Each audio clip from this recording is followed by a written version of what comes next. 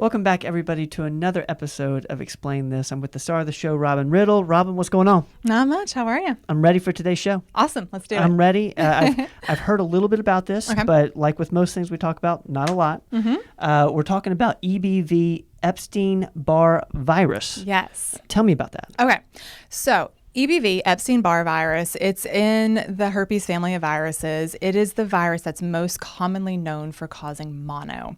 So if you had mono as a kid, you're homesick for a month with the sore throat and the abdominal pain and the fatigue and all of that, that's caused by Epstein-Barr virus. Okay. In our practice, functional and integrative medicine, the reason that we get concerned about EBV, Epstein-Barr virus, is because it can reactivate later in life and bring back a lot of issues. So does this mean that someone who has had mono before, say they had it in high school, this is something that it could get reactivated theoretically? Yes. Okay. Yes. Okay. It does get reactivated. Got it. So about 90% of people by the time they're an adult have been exposed to EBV. Okay. Some people never know that they were ever exposed, never had symptoms of mono, never was an issue at all. But you test their blood and they have antibodies there, so you know that they've been exposed at some point during their life. Okay. The reason EBV becomes such an issue is because it can cause this chronic, crushing, debilitating fatigue in some people with a reactivation. It can trigger a lot of things, actually. So EBV can trigger a lot of autoimmune conditions. Sjogren's, lupus, RA, MS. The EBV, the Epstein-Barr virus, has even been linked to a type of Hodgkin's and a type of non-Hodgkin's lymphoma. Is there a way the stuff that it could trigger are obviously obvious things? Yeah. Is EBV as obvious when you have that, or are you really looking at the triggers? It depends on what kind of provider you're going to. Okay. So when I have someone that comes into me that has been through the mill with a bunch of providers and the main symptoms are I'm just tired all the time, just crushing fatigue, can't get out of bed, don't want to do anything, don't feel like working, don't feel like taking care of my family, just I'm always so tired, I don't feel good. Right. Chronic headaches, chronic brain fog. Of course, we always think, oh, well, that could be hormones, and it absolutely could be. And we look at thyroid and think maybe it's thyroid. We look at adrenals. But one of the other things that we need to be thinking about is EBV reactivation. Okay. A lot of traditionally trained providers are not going to recognize that could be an issue. So how would you tell the difference? Are there labs? What do you test for? So there is blood work that you look at with this. So there's 4 different labs that you have to have. There is the VCA, which is viral capsid capsule antigen, IgM. So VCA IgM. That's what becomes positive with an acute infection. So either you've just been exposed to EBV and you're going through it now, or it can also be positive in reactivation, though we don't always see that. Then there's the VCA IgG. This is a long-term antibody. If you've ever been exposed to EBV ever and your body has fought it off, you're going to have a positive VCA IgG. So then there's the nuclear antigen, the EBNA IgG, also positive for long-term. Okay. Then we have the early antigen, IgG. This is what we see spike with a reactivation.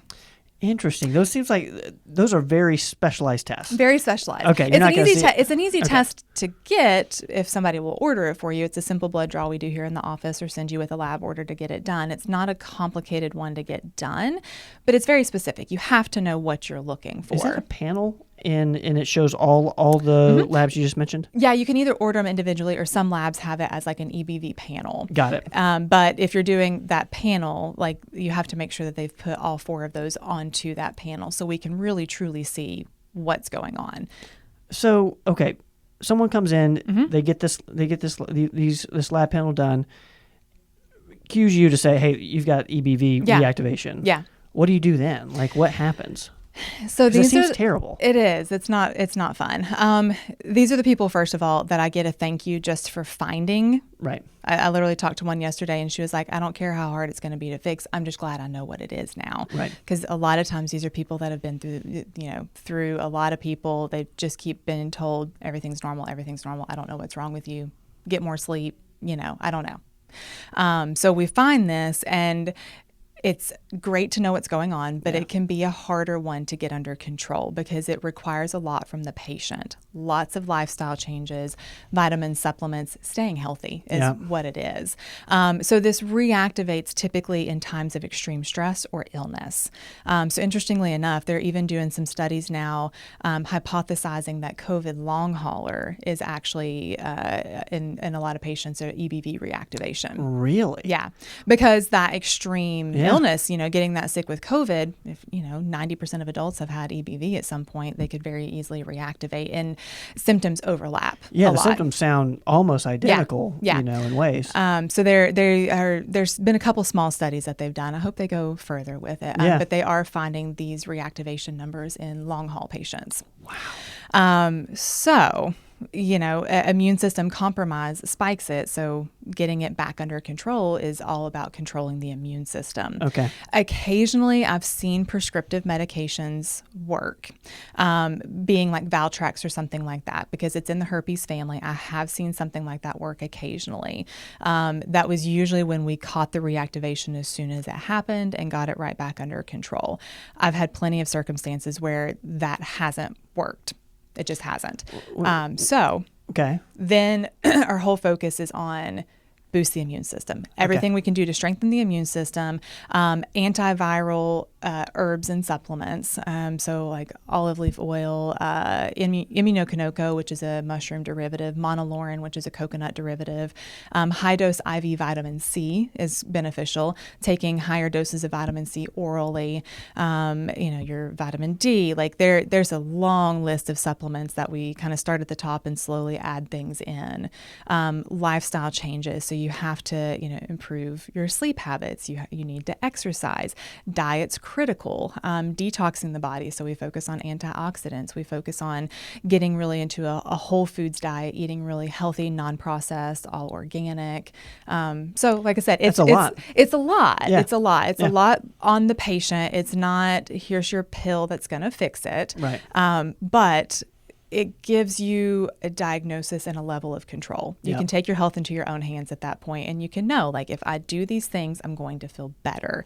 Now, you say feel better. Does that mean reverse it? Or is it like I'm just going to build up my immune system so I can better tolerate EBV? You can suppress it. So we monitor, the one I'm monitoring most closely is that early antigen, because the VCA IgG and the EBNA IgG, they're always going to be there. They're always going to be elevated if you've ever had it.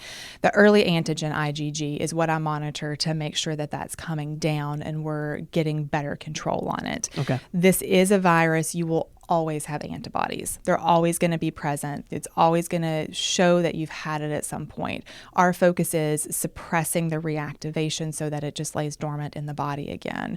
And once we suppress, then we've got to stay healthy. Real quick for the listeners, can you list off those symptoms one more time, just in case they might say that sounds like me. You. So chronic fatigue, brain fog, headaches. Some people even develop like sore throat, enlarged lymph nodes, things like that. But the biggest thing that I see people come in with is just overall just feeling very worn down, very fatigued, and nobody can figure out why. Interesting. Well, like you said, such a big part of that is like just knowing what it is. Yeah. Knowing to look for it. You got to know what to look for. There is a book out there that I love. It's by Dr. Keisha Kynes. It's called The Epstein-Barr Virus Solution. Okay. It's like a 500-page book. I usually recommend that to my patients whenever I do diagnose EBV, because it again gives you the power in your own hands. These are the things that you can focus on eating. These are the types of supplements. And I go through that with everybody, but sitting down, reading, having a book that you can highlight, it's got like recipes in it. It's got lifestyle things in it. It's a really good book to help wrap your head around what it is that you're dealing with and how to get it under control again. Super cool. We will link that book in the description, guys. Robin, as always, I'm really appreciative of this. I had no idea about EBV. Yeah. Super fascinating. Now you know. Now I know. Guys, you name it, we explain it. As always, we'll be back next time. No, don't go away.